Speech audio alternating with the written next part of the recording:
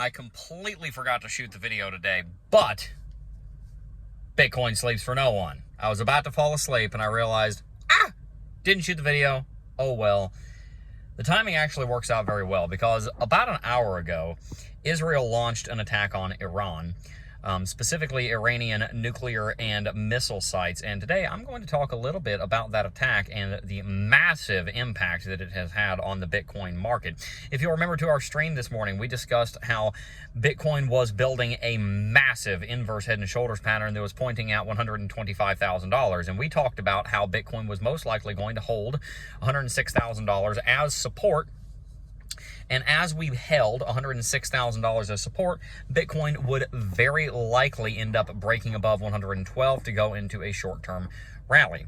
Well, Bitcoin was doing a phenomenal job of that, but we've been hearing rumors for the last 48 hours about a possible attack from Israel on Iran. In fact, earlier this morning, I remember reading that the United States was pulling diplomats' families out of pretty much the entirety of the Middle East because it was becoming apparent that an attack from Israel was going to happen on Iran. We didn't report on this earlier because it was just rumors, but right now it seems that all of those rumors were true. Netanyahu and the Israeli government were serious, and they actually are making an act of war against Iran. Now, I'm going to break this down from two angles. Number one, I'm going to break down the overarching conflict between Persia and Jerusalem, Iran and Jerusalem, and I'm going to explain why I call them Persia.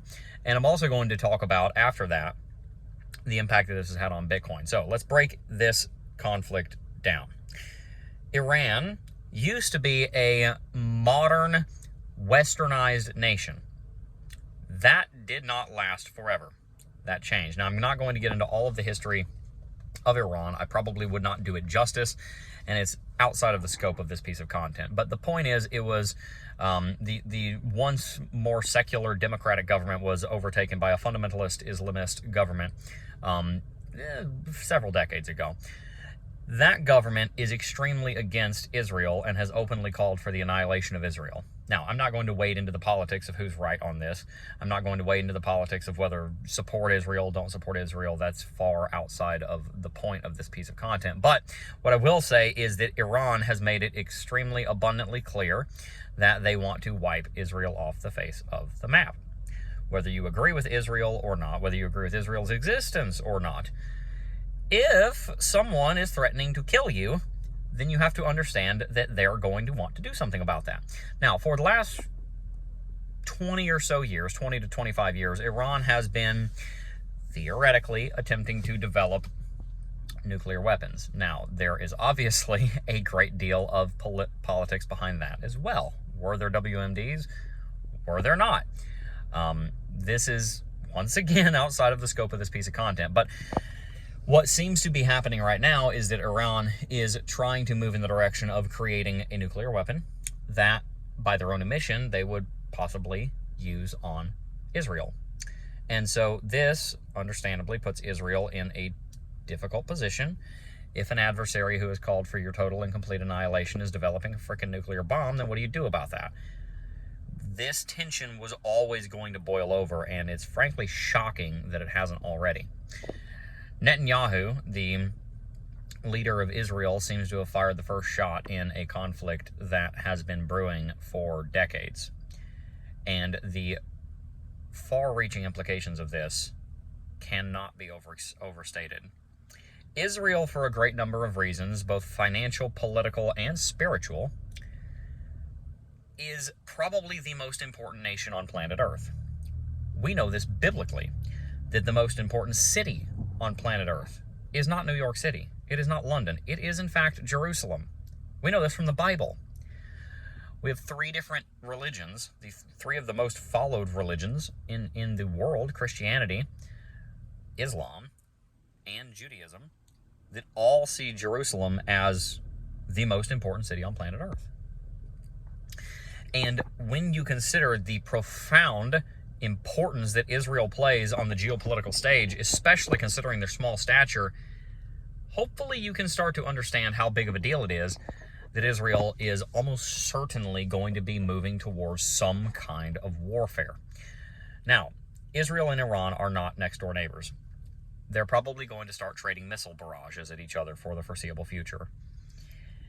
I'm not going to speculate, even though that's kind of what I do here is I speculate. I'm not going to at this time speculate what this is going to lead to, whether this is going to lead to full-blown war, whether this is going to lead to some kind of coalition of nations with Iran to attack Israel. We don't know what's going to happen yet, and I certainly hope that a peaceful resolution is reached soon. But what I can say, and this is one area where actually biblical prophecy has something to do with what we're talking about here, we do know in the end times that Magog and Gog are going to attack Israel. Oftentimes, it is understood that Persia is going to be one of the nations that attacks Israel. Now, Israel opened the first shot. I'm not saying that this is what's happening right now, but this is something that you guys can go and study more for yourself, whether you're a Christian or not, that Persia will attack Israel at some point in time. That is kind of what it's looking like. Are we moving in that direction? I don't know. But what I do know is that being that I am a Christian, being that I know that every word of the Bible is true, this was always going to happen. And I've been saying for a long time, mostly in the personal life, because I don't talk about biblical prophecy very often on the channel, but I've always known that a war between Israel and Iran was going to happen because it's prophesied that it's going to happen. Unfortunately, we have the opening salvo of that, and I hope that it calms down soon. Now, let's talk about the impact that this has had on Bitcoin. Bitcoin was already having a rough time, probably because large players knew that this was coming. There were a lot of whispers, and I kind of had a feeling that something like this was about to happen. I remember reading about this morning thinking, I think something is about to bubble over. And I know for an absolute fact that I was not the only person that thought about that. I know that I was not the only person that thought, something is about to happen between Iran and Israel. And that's probably why we've had a disproportionate amount of sell-side pressure today in the Bitcoin market that otherwise doesn't really make a lot of sense. It doesn't make much sense why Bitcoin is not smashing through all-time high right now. But it does make sense if Israel and Iran are about to get into a shooting war. It has become clear over the last couple of days to a great number of investors that know a lot more than the public does that this was coming, and that's probably why you are seeing some trepidation out of the markets, because people that knew what was about to happen, which is this attack, were not in Bitcoin because they anticipated a fall, and that's what we're having right now, is a drop. We dropped down to 100,000, 103,000. So where do we go from here? As far as the potential war on the horizon is concerned, I have no idea. I hope nowhere. I hope that we don't have more conflict in the Middle East.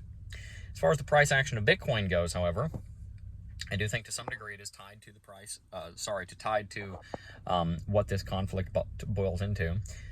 But the other thing to consider is that normally when a new war kicks off, we saw this with the war in Ukraine, it impacts price for the first couple of weeks, and then it stops impacting price because, as morbid as it is, the world just got used to the fact that those two nations are at war, and the markets adopted as a new normal. Once again, it's morbid. Once again, it's a broken world. Once again, this is a great reason to turn to Christ and look forward to eternity where we won't have conflict like this. But at the end of the day, that's the way the market works. The market prices this in other words. So why did we drop? The market did not have a conflict between Iran and Israel priced in. In case you didn't know, Israel is a nuclear state. They've never officially said that they're a nuclear state, but we know that they are. Iran is a possible future nuclear state. Now, these attacks theoretically have made that more difficult, but possibly is a nuclear state, possibly could be a nuclear state at some point in the future. That means we have now had 3 nuclear-armed states, India, Pakistan, and Israel, engaging in a shooting war. This year, the international FUD that those kind of conflicts bring is not great for markets. And so don't be surprised if tomorrow the S&P 500 opens down. It's at 603. It closed at 603. I wouldn't be surprised if it opened at 585, 590. Don't be surprised if Bitcoin has some headwinds for a couple of weeks. that will unfortunately invalidate this inverse head and shoulders pattern.